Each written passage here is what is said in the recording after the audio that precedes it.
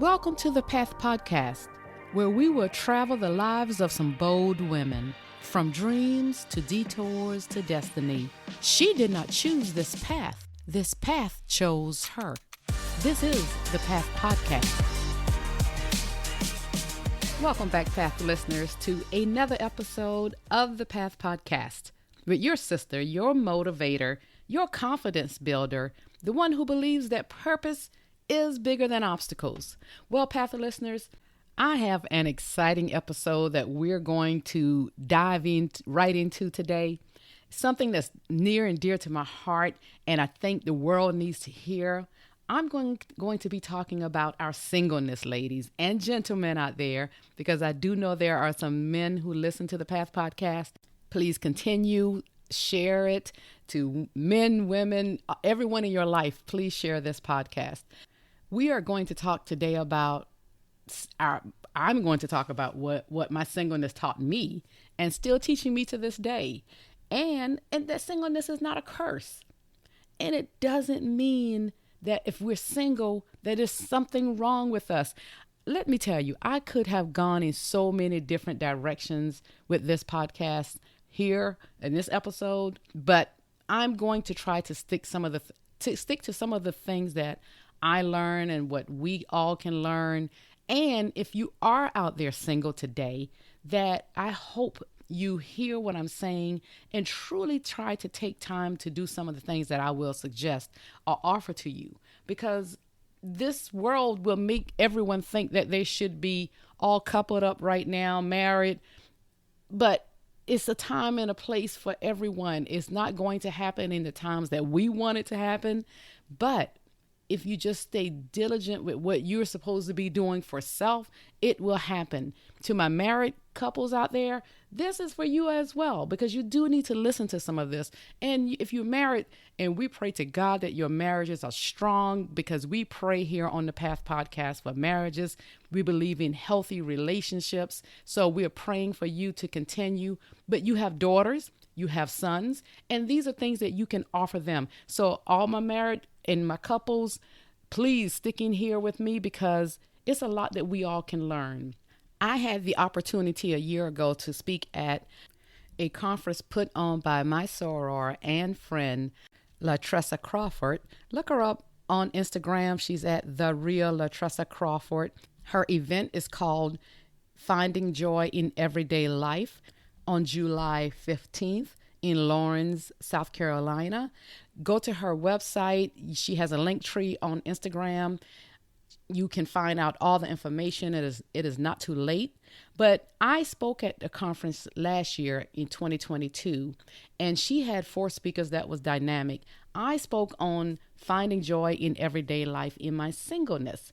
And when I tell you, it was such a great opportunity. It was a great atmosphere that day. She had coaches there. She's a coach herself.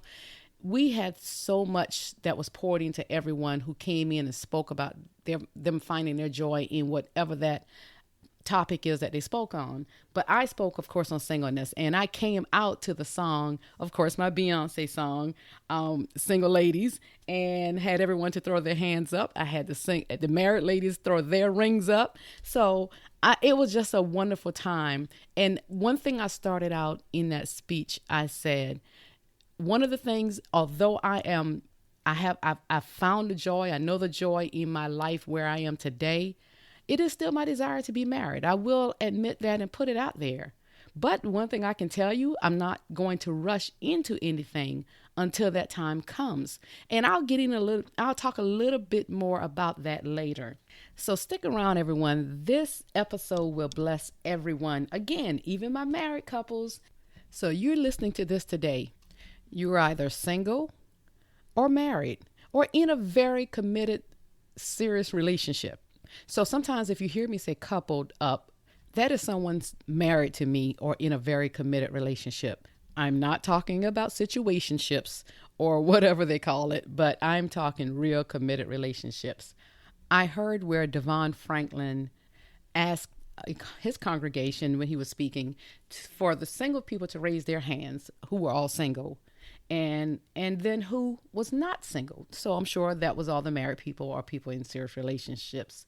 who didn't raise their hands. He said, for those of you that raise your hands and say you're not single, he asked the question, were you born with your partner? He later stated, no matter our relationship status, we're all single because we're all individuals. Why is this important? Because if you want to be a couple is made up of two singles. If the single is weak, the couple is weak also, he said. The couple is only as strong as the single that makes up the couple. I thought that was powerful, and it is powerful. He also said that too much in church culture, and I will say in our homes, parents, that we're rushing people into being couples. We're such in a rush to want them to be in a relationship that we're not teaching them to be a good single person first. Instead of rushing to them into that, yes, you're saying you're probably raising them to be good people, but are you raising them to be sound people that are ready for that next level? And yes, it does start with building that strong, healthy, whole person and allowing them not to feel like they have to rush into anything that doesn't come always just in our timing, that we can't just make somebody be what we want them to be. It's going to come, in my faith, at the right time with the right person. And there's not just one person I believe is just the one and only for Arlene. Now, I may get in trouble and some people may not agree with me, and that's okay. It's your opinion. I just don't believe in this big world with billions of people that there's only one man out there for Arlene. I just do believe there are wonderful men out there, and God will bring that right one to me and me to that person. And we make it work. Because as my married couples can say out there, trust me, I've been married before, relationships are beautiful when it's good, but it can be hard as well. Even a good relationship, it takes a lot of changing and doing things to make it work. It's two individuals coming to be one. And we have to change some things. We don't change the core person of who we are, our core beliefs, our character, all of those core things of who God told us we're supposed to be. You don't change that stuff. But if he loves sleeping on the left side and so do you, okay, some things maybe if it's not as important to you as it is for him. And in my world, if the door is over there, you can have the left side. Those are some things that you give up. It's not a big deal. That's not a deal breaker for us to argue about at all. So let me move on, because a lot of what I said earlier is not even in my notes, but I think it's worth being said.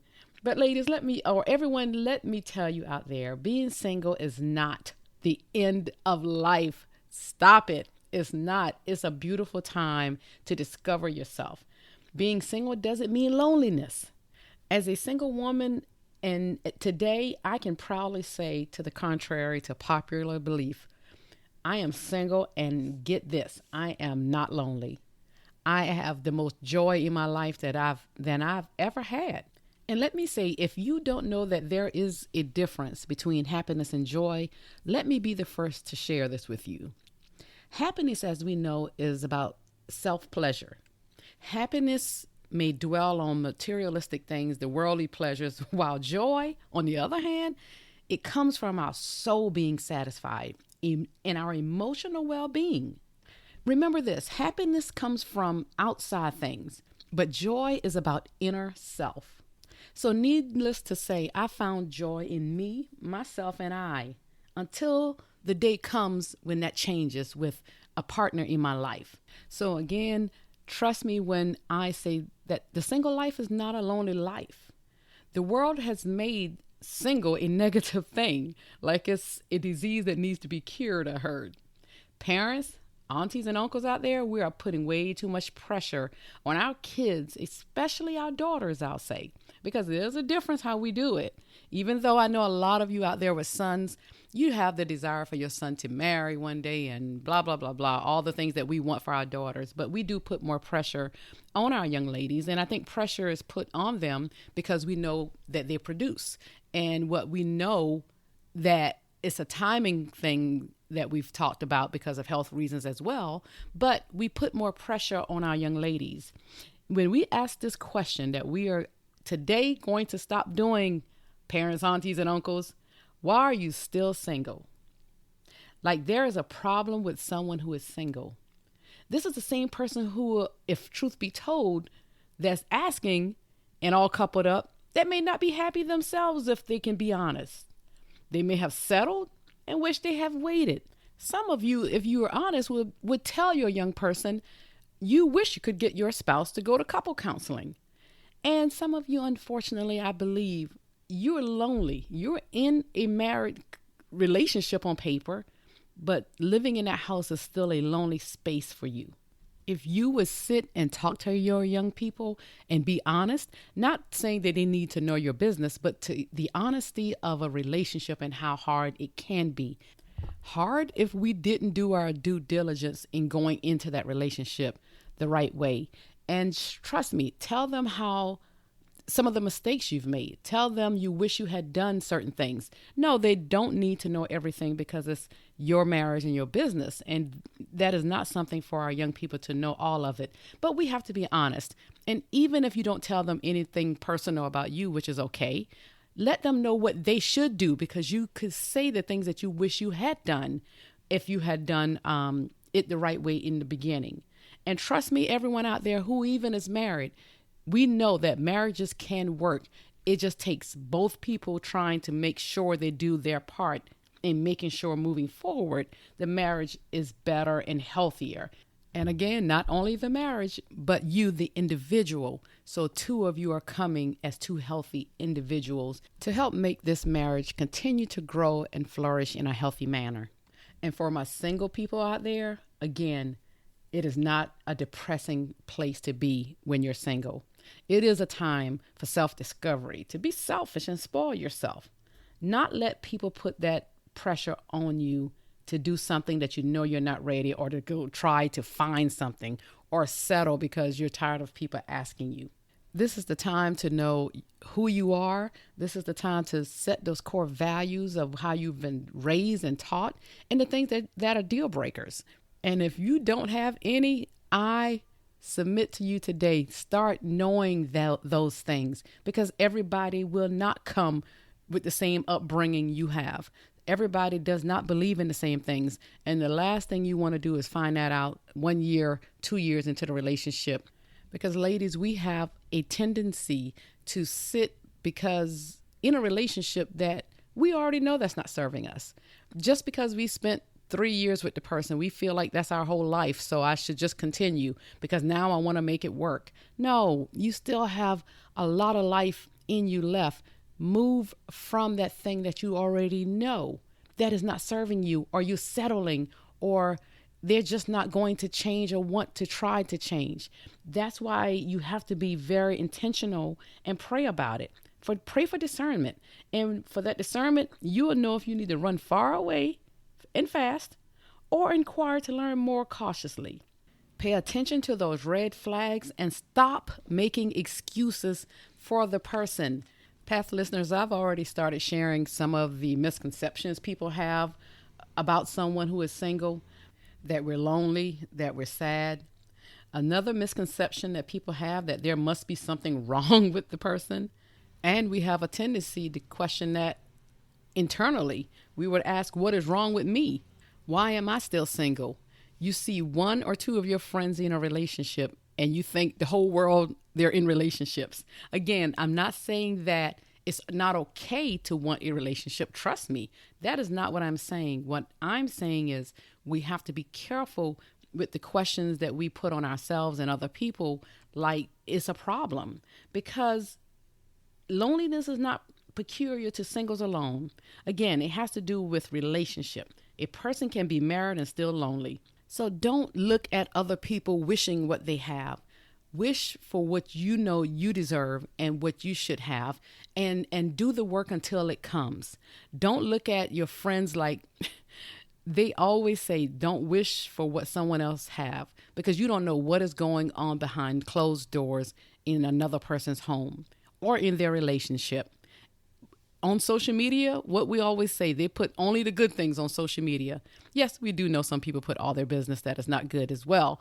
But most times people are only putting the beautiful pictures with filters, and the vacation spots with their partner, and we don't know what it took to get there. So trust me, everyone, stop looking at that and concentrate on self only.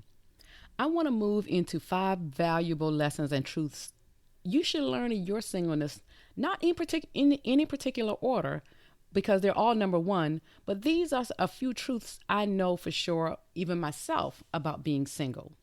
Number one lesson I've learned is that we have to take better care of ourselves, both physically and emotionally.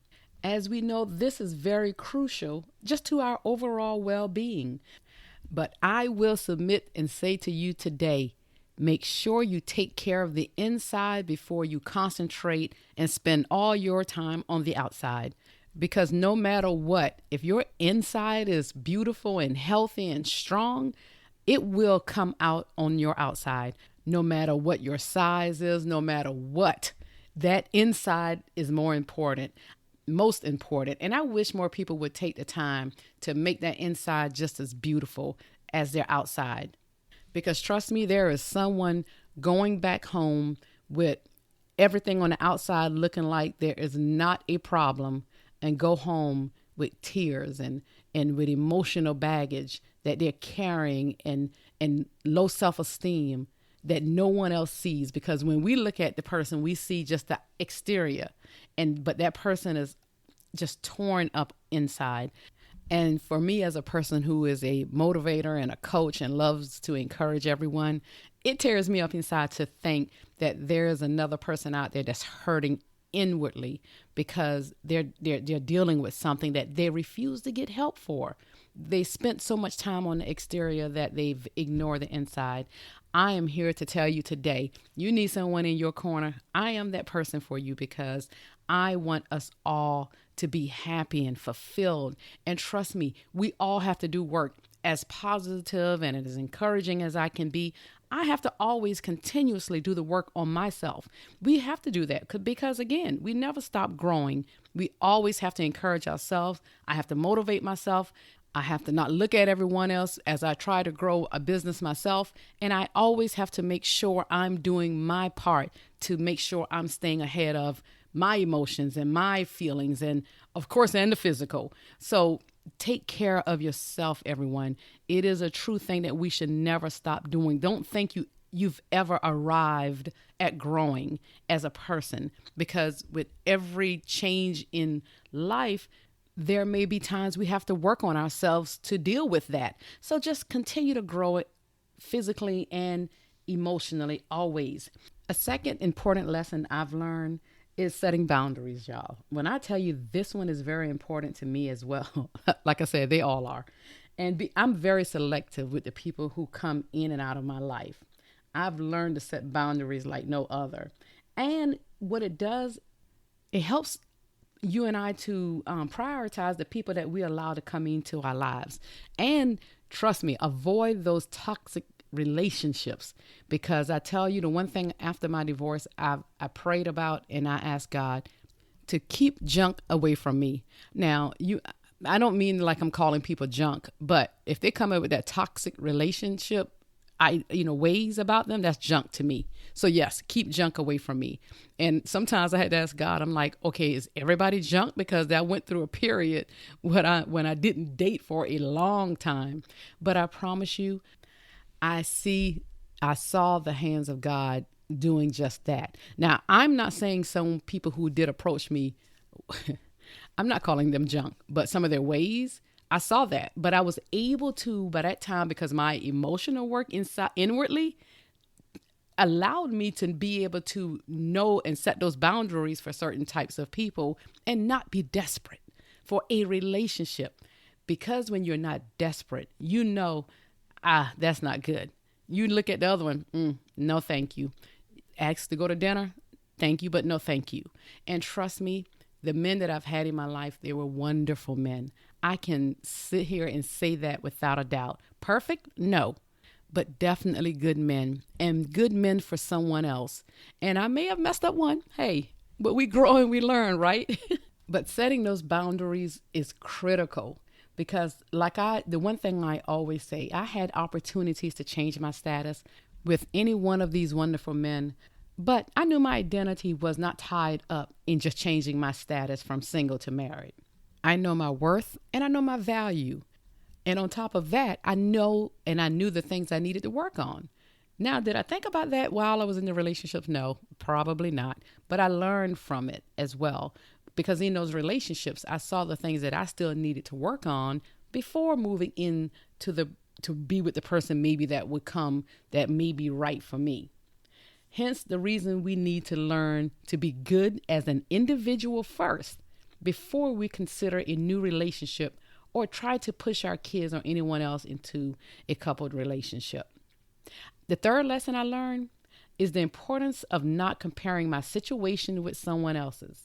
Growing up, I've always heard the saying, always the bride, but never the bridesmaid.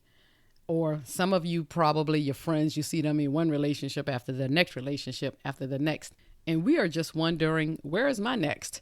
But again, you can't profess to know what is happening for those relationships to, if it is a real relationship, to come about. So we have to stop looking at that. Sometimes what we do, ladies, we look at it as an appearance thing more than choosing someone that is good for me. And someone I'm allowing to come in my space just because we want to fill that void of having someone right there. We have to avoid the comparison game. The reality is that you can never know all of the details of another person's life or relationship.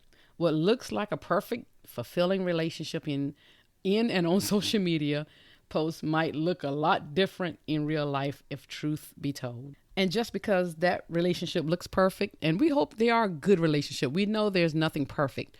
But if that relationship is good for that person, that doesn't mean necessarily it would be good for you or you would want that. You just don't know what they like versus what you like. So instead of engaging in comparisons that leave you feeling like you don't measure up, be intentional about finding your joy in your own life and your own accomplishments.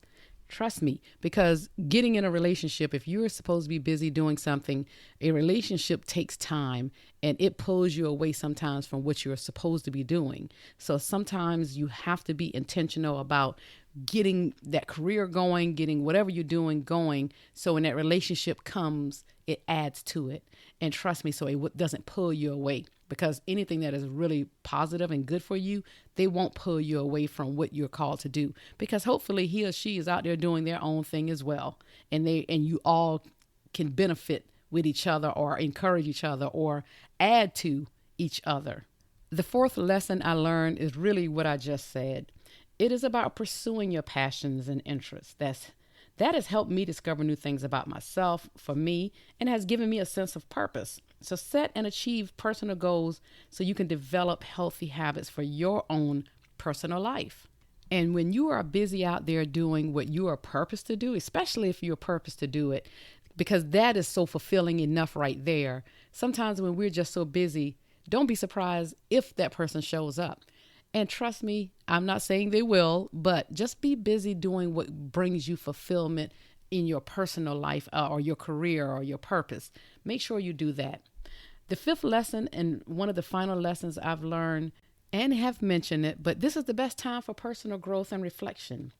It allows you to focus on yourself and become the best version of who you are supposed to be. It allowed me for my own self-discovery. Yeah, with that and also going through some of the things you go through in life. But if I had rushed into another relationship, I could have missed that, especially if the relationship wasn't good or the right one for me. It has given me my opportunity for me to pursue the passions without any distractions. I've learned to be more independent, self-reliant, and confident in my own abilities.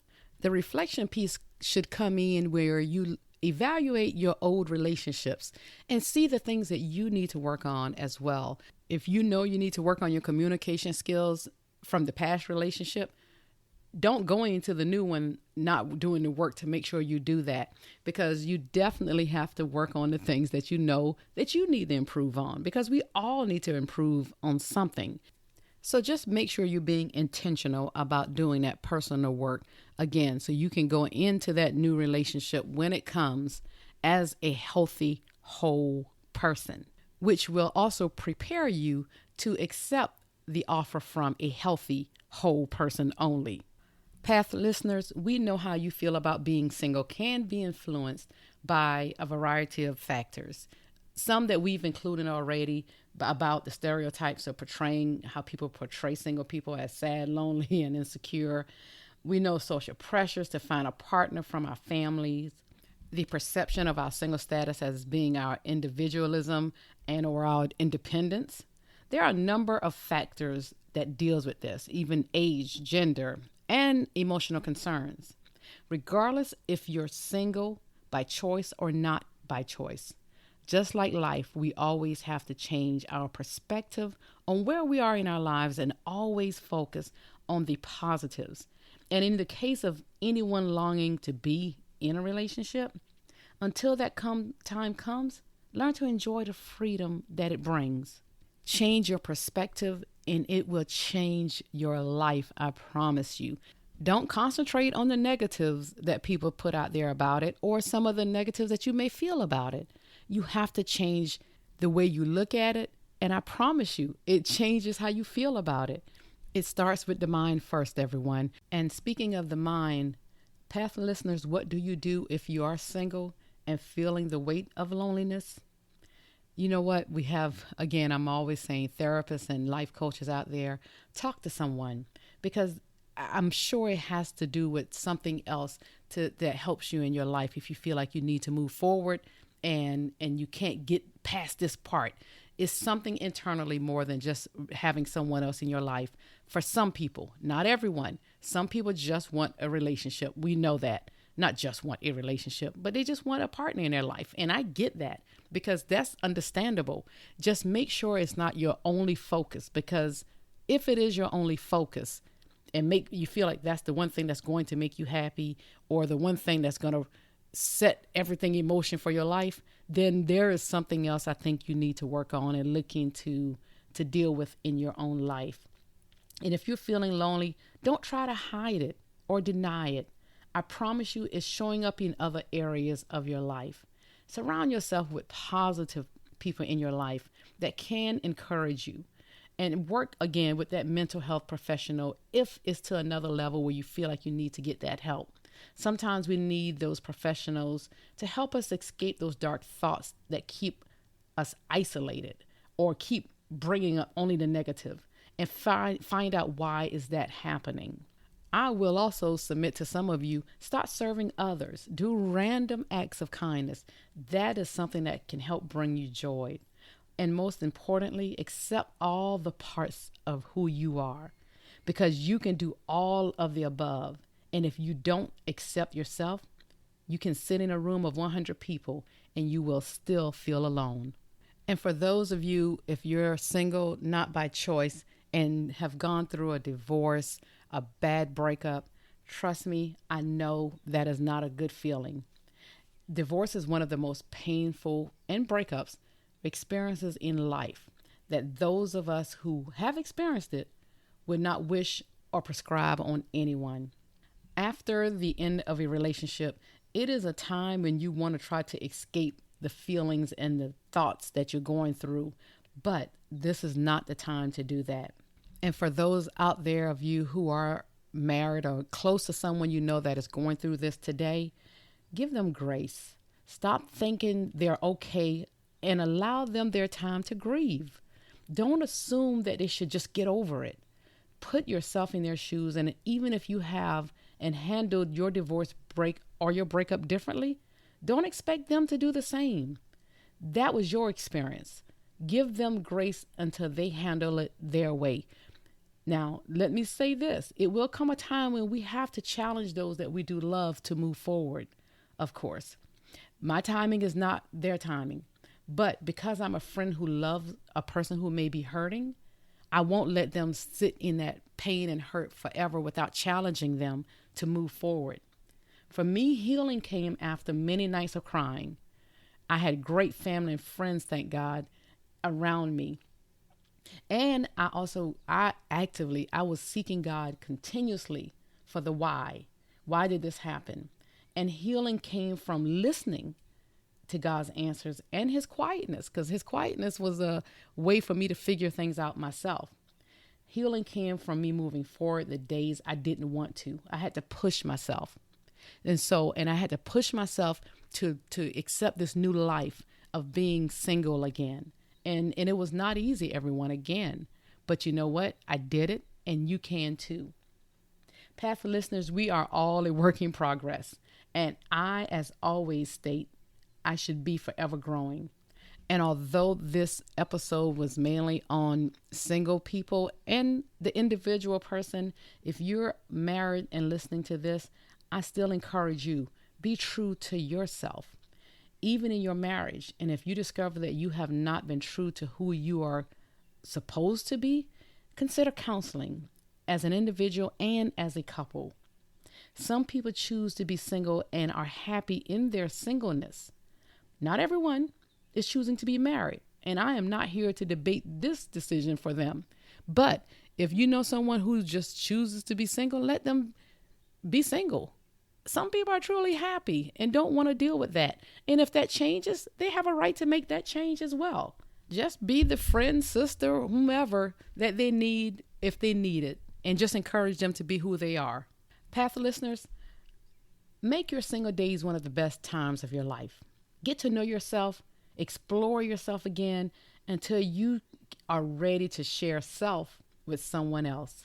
And remember, life is not a race, and there is no master timekeeper. Yes, life is finite, as are many outcomes of our choices, but life is also unpredictable and precious.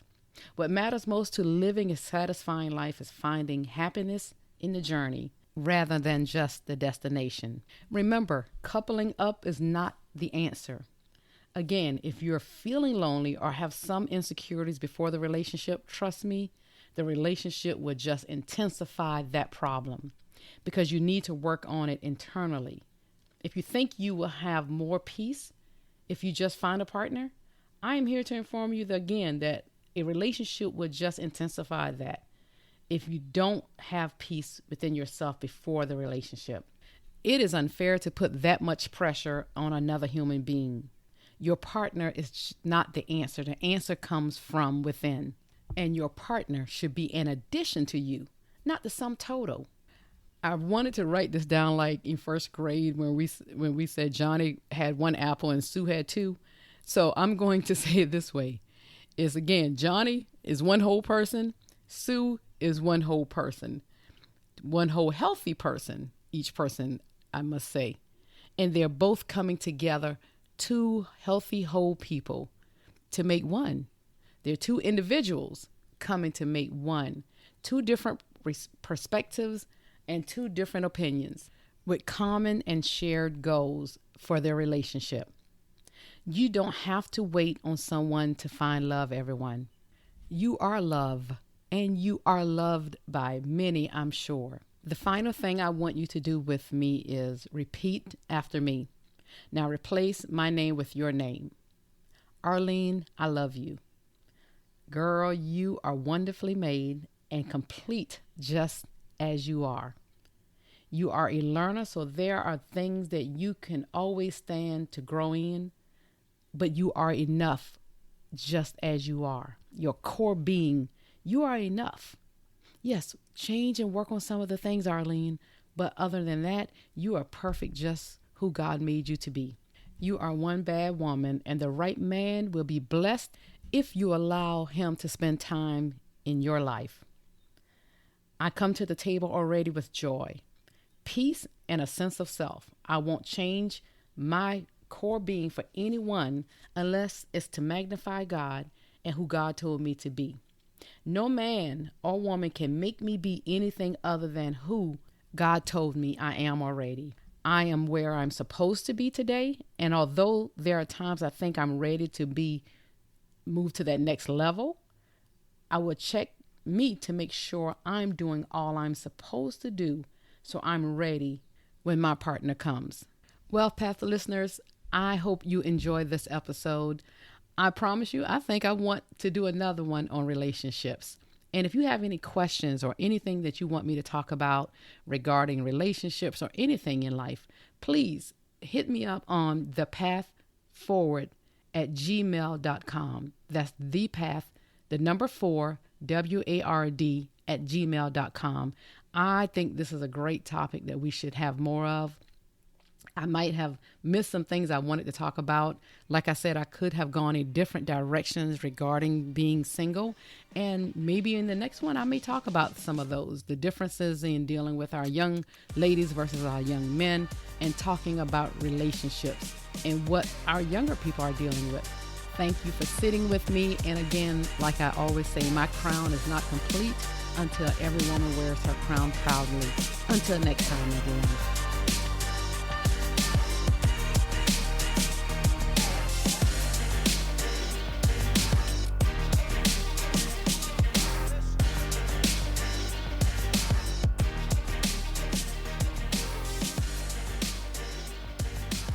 Thank you, everyone, for hanging with us.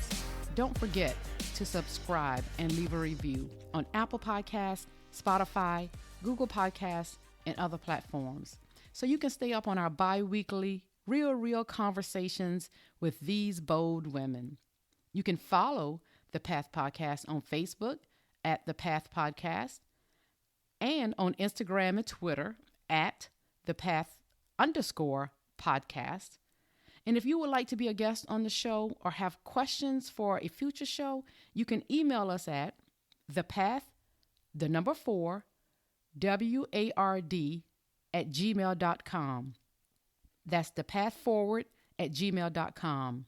And if you're looking for a speaker or you're in need of a life coach, please reach out to me. Again, at thepathforward@gmail.com or at ACKORLEH@gmail.com. Thank you. Until next time.